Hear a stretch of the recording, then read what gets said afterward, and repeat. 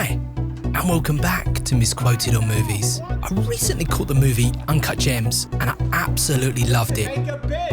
Flawless in so many ways. And that got me thinking, what are my most favourite intense movies? So sit back, grab a beverage, because you're about to find out.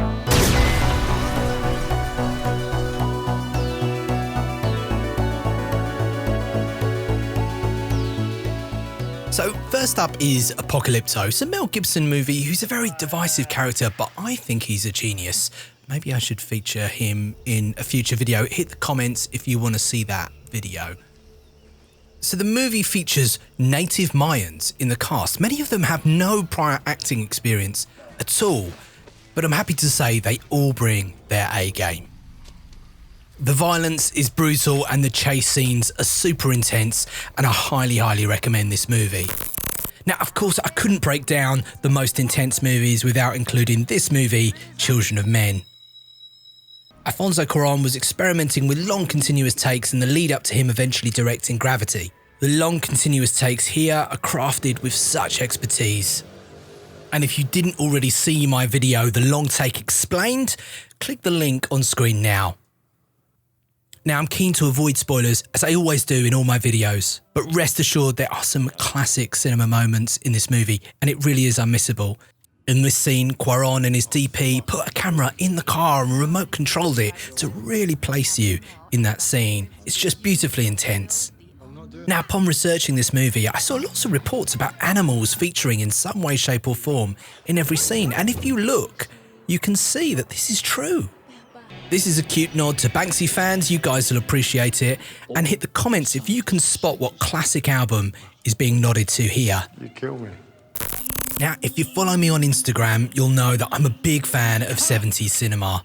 Released back in 1972, Deliverance follows a group of friends who go off the beaten track to unwind and do a spot of canoeing. What could possibly go wrong? This movie has an excruciating build-up, and I warn you, it's really not for the faint-hearted. Made on a shoestring budget, there was no insurance, and actors often did their own stunts. Local residents was cast as extras and subsequently led to this dance being completely unscripted and improvised. Jack Nicholson and Marlon Brando were once slated for the main roles, but money was so tight, Burt Reynolds and Jon Voight got the nod. You know, sometimes I wonder about that. Oh, and by the way, do you see the family resemblance? Jon Voight is Angelina Jolie's father. Next up, written and directed by David Ayer, End of Watch. What a powerhouse of a movie. Shot in his frenetic documentary style, Ayer places you in the passenger seat of a South Central LA police squad car. It's excruciatingly tense at times, and you'll gladly take the perfectly placed, more calmer, normal moments. This reflects the crazy extremes that these officers' lives reflect. Much of Pena and Gyllenhaal's banter was unscripted and improvised. Oh no! She did ask for your help around the house? That's incredible. This crash here was also unscripted. And fun fact, the F word is used an astonishing 326 times.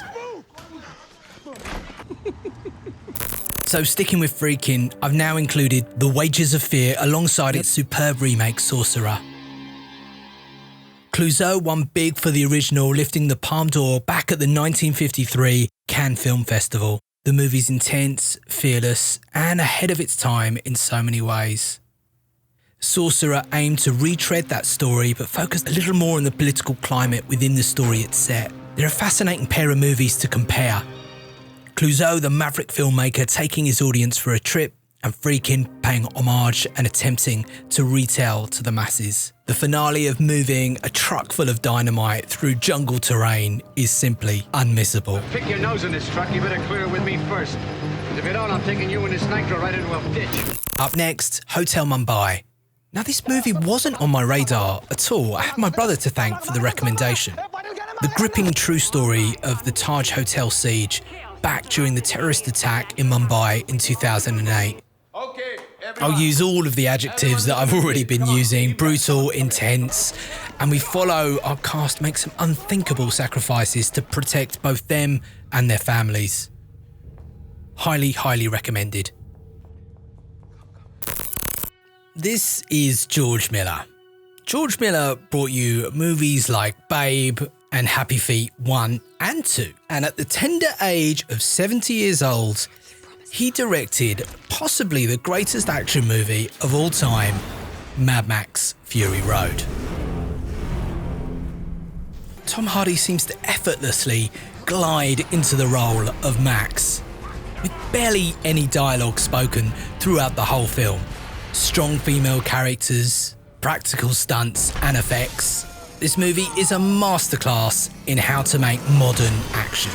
Some have unfairly described it as one big car chase, which in many ways is true, but it's just so intense and so exhilarating to watch, often at the edge of your seat. I love everything from the direction to the performances to the soundtrack. Oof, that soundtrack. If you have a surround sound system at home, this is going to be a hell of a treat. So now I want to highlight the team that really inspired me to make this video. The Safdie brothers and their first feature-length movie, Good Time. Robert Pattinson here proves he is so much more than the brooding vampire roles that made him so famous. I'm really excited to see him as Batman. Twists, turns, chases, and you really empathise with the lead characters. You're with them on this journey, willing them forward and hoping that they can pull off their night of strife. 16,480. Need another 10 grand. You can't do anything with this? Fun trivia, this is Benny Safdie, one of the directors of the movie, and he almost steals the show away from Robert Pattinson in an incredibly powerful performance. The direction and cinematography is engrossing and brilliant, and this is also one of my favourite movie soundtracks I've heard in a long time. I immediately bought and downloaded it as soon as the movie had finished. Now, if you too like the music, the Safdie brothers are on SoundCloud and they upload new mixes every day. Link in the description. So if Good Time was the Safdie brothers dabbling in the world of intense, edge-of-your-seat cinema, Uncut Gems represents them refining their skills to the nth degree. The plot is a simple one. We follow Adam Sandler trying to pull off the deal of his life. Everything that can go wrong does go wrong. Just when you think the movie can't get any more excruciating and any more on the edge of your seat, it finds new levels. You want to play mind games with me? This movie will help you find new depths to your anxiety. And if there's one movie out of this whole entire list that you catch, I think you should make it this one. If cinema is meant to move you, then I can't think of a single movie that will do it as often and as consistently as Uncut Gems. So I really hoped you've enjoyed this list today and discovered some new movies for you to check out. Be sure to like, subscribe and hit the comments because any feedback at all is really valuable to me. So I'm Misquoted on Movies and I'll see you next time.